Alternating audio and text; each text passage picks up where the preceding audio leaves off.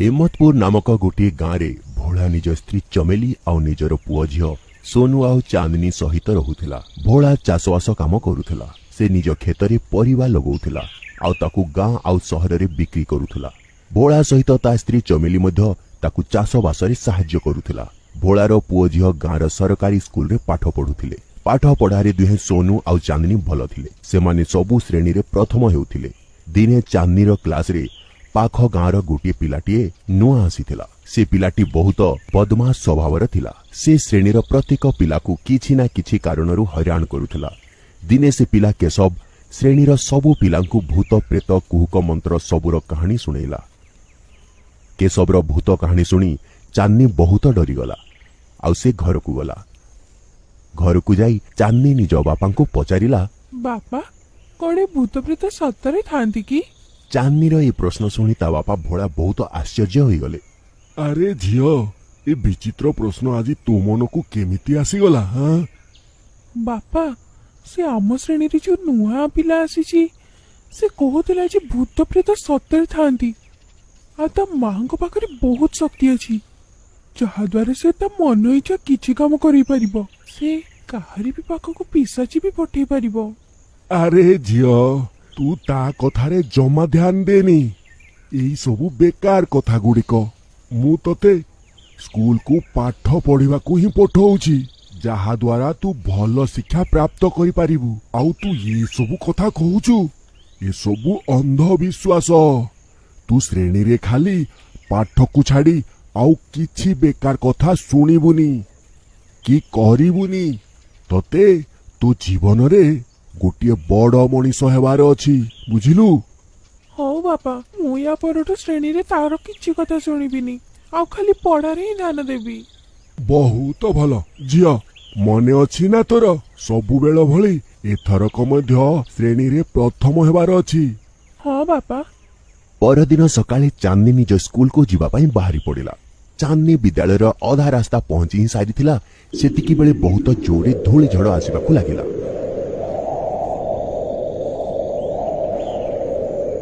चांदनी किछि समय पई गछ तळे छिड़ा होई गला। किछि समय परे झड़ टिके कमी गला आउ चांदनी निज विद्यालय आडकू बाहरी पड़िला। अरे आज तो ई झड़ कारण मोर बहुत लेट ही गला। श्रेणी रे सब पिला आसी आइथिबे। आज तो मैडम बहुत गाली देबे। चांदनी सब कथा कहूई थिला कि सेतिकी बेले ता श्रेणीर नुआ पिला केशव ताकू डाकिला। चांदनी चांदनी ता कथा को न सुनिला भली रहीगला। चांदनी चांदनी चांदनी को केशवर कथार उत्तर देवाकू ही पड़िला। हाँ केशव। अरे चांदनी, आज तोर भी विद्यालय आसबारे लेट हो गला, मोर भी लेट हो गला। बापा कहते या सहित बेसी कथा न हेबाकू। से खेत रे एते परिश्रम करती खाली आम भाई भौणी ही जहा द्वारा आमे भल शिक्षा पाई परिबु। मते एबे यार बेकार कथारे पड़िबार नाही। अरे चांदनी, तू काली बेसी डरी जाई नथिलु तो से भूत प्रेत कथारे? तू बहुत ठाटा करू केशव। मु ए सब कथा मो बापा को भी कहितिली।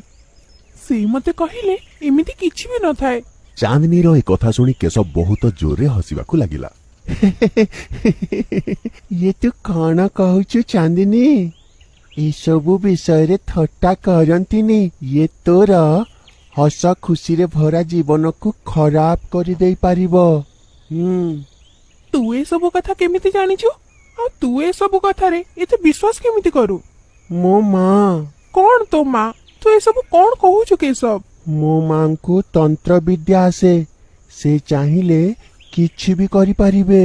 से निजे घरे थाई निज तंत्र मंत्र विद्या बलरे तो घरर सबु किछि देखि पारिबे आउ किछि भी करि पारिबे। ए सब केमिति थट्टा कथा? तू मते डरेइबा बंद कर आउ स्कूल आडको टिके शीघ्र पाद बढ़ा। देखू देखू केशव आउ चांदनी निज स्कूल रे पहुंची गले। केशव आउ चांदनी निज श्रेणी रे पाठ पढ़िले आउ निज निज घर को चली गले। घरे पहुंची मध्य चांदनी मनरे केशव कहितबा कथा सबु ही चलीथिला। चांदनी पुणी थरे निज बापा कौन एमिति हेई परिबो जे केही निज घरु आम घर को पूरा पूरी देखि परिबो? माने चांदनी, मु तो कथा बुझी पारिलिनी। बापा से आम श्रेणी रे जो केशव अछि ना, से कहूतिला जे ता मां को तंत्र विद्या आसे ସେ ଚାହିଁବେ ଯଦି କିଛି ବି କରିପାରିବେ। ତାଙ୍କର ବିଦ୍ୟା ଏତେ ଶକ୍ତିଶାଳୀ ଅଛି ଯେ ସେ ତାଙ୍କ ଘରେ ବସି ଆମ ଘରର ସବୁ କିଛି ଦେଖିପାରିବେ। ଚାନ୍ଦିନୀର କଥା ଶୁଣି ଭୋଳା ବହୁତ ବେଶୀ ରାଗିଗଲା। ଚାନ୍ଦିନୀ, ତୁ ଏ କଣ ନୀତି ବେକାର କଥା ସବୁ ଆସି କହୁଛୁ ମତେ? ଲାଗୁଛି ତୋର ପଢାରେ ଆଉ ଜମା ବି ମନ ନାହିଁ। ହଁ, ଆମେ ଏତେ ପରିଶ୍ରମ କରି ତୁମକୁ ବିଦ୍ୟାଳୟ ପଠଉଛୁ। ବାପା, ମୁଁ ନିଜେ ତ ତା ସହିତ କଥା ହେବାକୁ ଚାହୁଁନି, କିନ୍ତୁ ସେ କେଶବ ଜମା ବି ଶୁଣୁନି, ଆଉ ନିଜ ମାଙ୍କ ବିଷୟରେ ହିଁ କହୁଥାଏ ସବୁବେଳେ। ଏପଟେ ଚାନ୍ଦିନୀ ନିଜ ବାପା ଭୋଳାଙ୍କୁ କେଶବ ବିଷୟରେ କହୁଥିଲା। କେଶବ ଚାନ୍ଦିନୀ ବିଷୟରେ ଏଠି ନିଜ ମାଙ୍କୁ। ମା, ମୋ ଶ୍ରେଣୀରେ ଗୋଟିଏ ଝିଅ ଅଛି, ତା ନାଁ ହେଉଛି ଚାନ୍ଦିନୀ। ସିଏ ସବୁବେଳେ ମତେ ଏଇଟା କହି ଥଟ୍ଟା କରେ ଯେ ତୋ ମାଙ୍କୁ କିଛି ତନ୍ତ୍ରବିଦ୍ୟା ଆସେନି, ଆଉ ଏସବୁ ତନ୍ତ୍ରବିଦ୍ୟା ସବୁ ମିଛ କଥା। ଇଏ ପିଶାଚ, ଭୂତ, ପ୍ରେତ କିଛି ବି ନଥାନ୍ତି। ମା, ମତେ ଜମା ବି ଭଲ ଲାଗେନି ସେ ତୁମ ବିଷୟରେ ଏମିତି କହେ। ସେ ମତେ କୁହେ କି ତା ବାପା ଏସବୁ ଭୂତ ପ୍ରେତ କଥାରେ ଜମା ବିଶ୍ୱାସ କରନ୍ତିନି।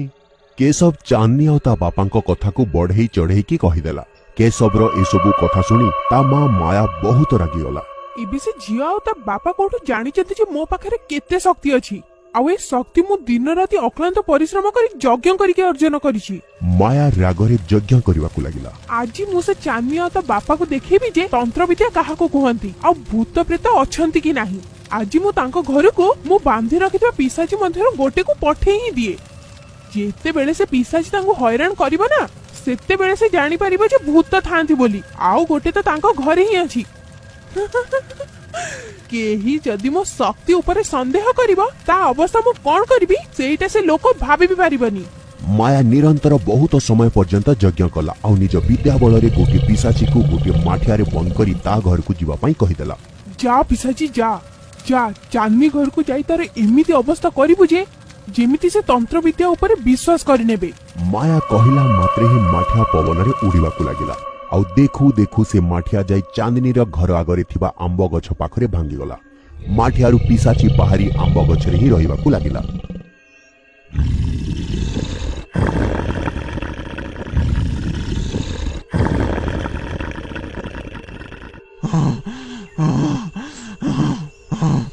ପିଶାଚି ଚାନ୍ଦିନୀ ଘରକୁ ଆସିଲା ମାତ୍ରେ ହିଁ କିଛି ବିଚିତ୍ର ପରିବେଶ ସୃଷ୍ଟି ହେବାକୁ ଲାଗିଲା। ପିଶାଚି ଭୋଳାର ସ୍ତ୍ରୀ ଚମେଲିର ଦେହ ଖରାପ କରିଦେଲା। ପିଶାଚି ଭୋଳାର ସବୁ ଫସଲ ନଷ୍ଟ କରିଦେଲା।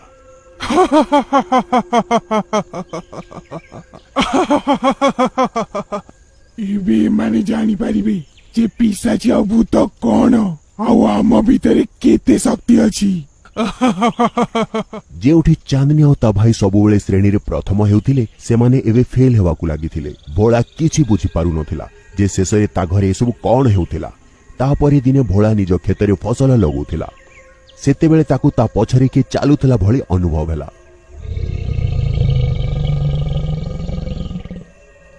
ସେ ପଛକୁ ବୁଲିକି ଦେଖିଲା, କିନ୍ତୁ ତାକୁ କେହି ଦେଖାଗଲେନି।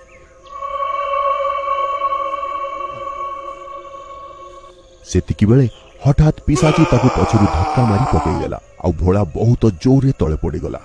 ଆରେ ଆରେ ମରିଗଲି ରେ, ବଞ୍ଚାଅ ବଞ୍ଚାଅ।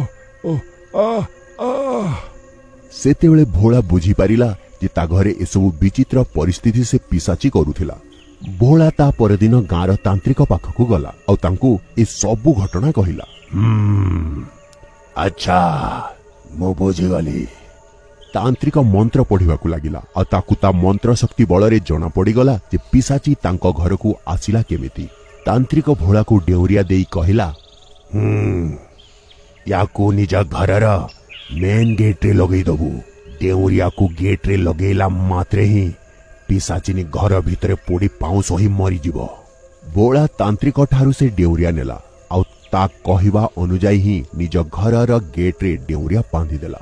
ଡେଉଁରିଆ ବାନ୍ଧିଲା ମାତ୍ରେ ହିଁ ପିଶାଚିନୀ ଘର ଭିତରେ ଚିତ୍କାର କରିବାକୁ ଲାଗିଲା, ଆଉ ଦେଖୁ ଦେଖୁ ସେ ଜଳି ପୋଡ଼ି ପାଉଁଶ ହୋଇଗଲା।